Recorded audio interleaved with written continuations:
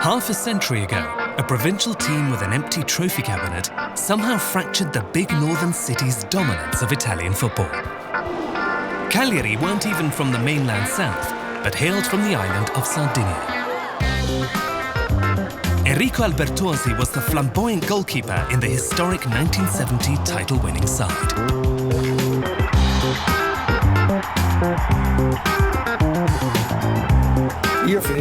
At the end of the final match, I was at the opposite end from the changing rooms, so it took me a good half an hour to make my way through all the celebrating fans. By the time I made it to the changing room, I'd almost been stripped naked. I had plenty of doubts about joining Cagliari, because at the time, the talk was of an island where there were bandits, kidnappings. But then I had a great time. The people and the club were both wonderful.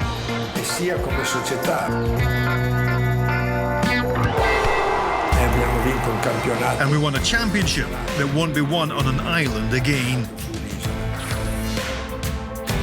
A lot of my teammates from those days have stayed to live there forever.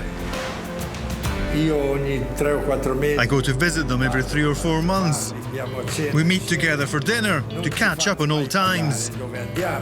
The incredible thing is that the restaurants never make us pay. This shows that even now, 50 years later, the Sardinians acknowledge what we did for Sardinia. A number one and one of a kind. The spectacular Albertosi lit up many an occasion with his own unique brand of extravagant goalkeeping. He was the Italy regular for the 1970 World Cup. Then the arrival of Dino Zoff heralded one of the great rivalries for a keeper's shirt.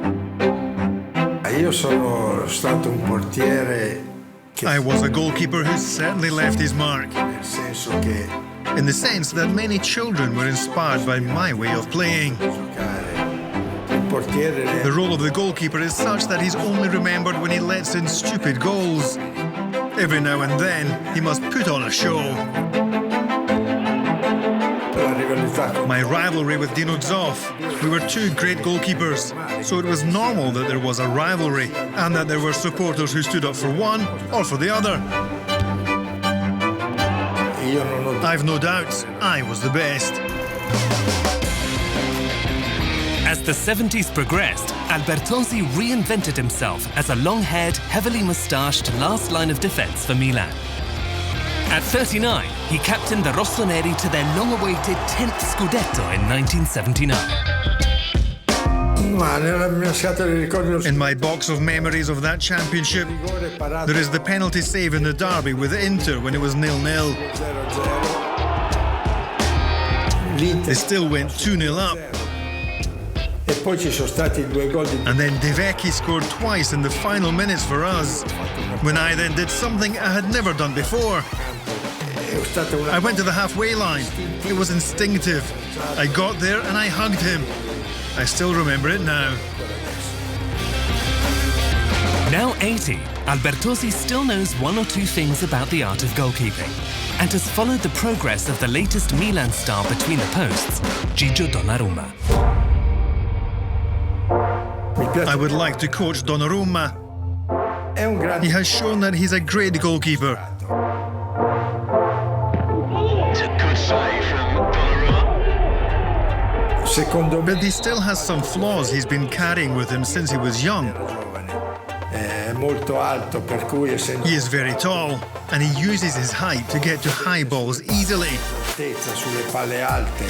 Less so when the ball is on the ground.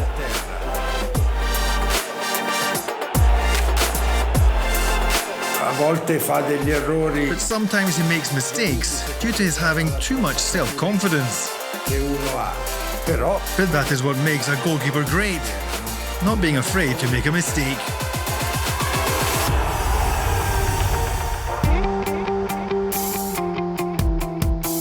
Milan host Cagliari at San Siro, and for Albertosi, the game always pulls at his heartstrings, especially when there's a striker on show who reminds him of an Italian all-time great.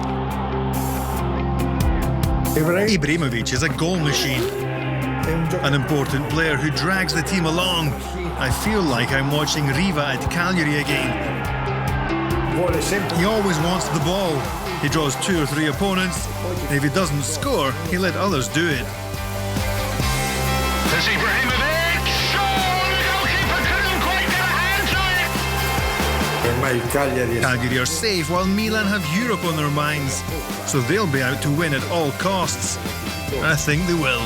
Penso che poi alla fine ci riusciranno.